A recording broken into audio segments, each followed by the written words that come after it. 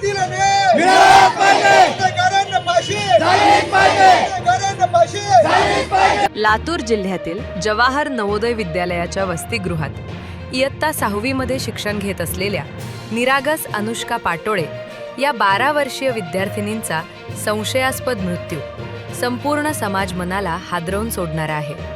हा मृत्यू हत्या की आत्महत्या याबाबत अद्याप स्पष्टता नसली तरी या प्रकरणातील सत्य बाहेर यावे, दोषींना कठोर शिक्षा व्हावी, तसेच अनुष्काला न्याय मिळावा या मागणीसाठी बुलढाणा जिल्ह्याच्या चिखली तालुक्यातील सकल मातंग समाजातर्फे भव्य कॅन्डल मार्च काढण्यात आला।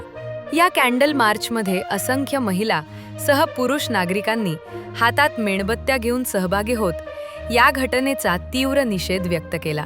चिखली शहरातील साहित्यरत्न लोकशाहीर अण्णाभाऊ साठे यांच्या पुतळ्यास पुष्पहार अर्पण करून कॅन्डल मार्चची सुरुवात करण्यात आली।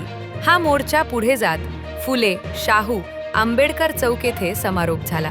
या प्रसंगी नागरिक, सामाजिक संघटना तसेच न्यायप्रिय लोकांनी मोठ्या संख्येने सहभाग नोंदवत अनुष्काला न्याय मिळावा अशी एकमुखी मागणी केली। कृपया चॅनलला सबस्क्राइब करायचं विसरू नका।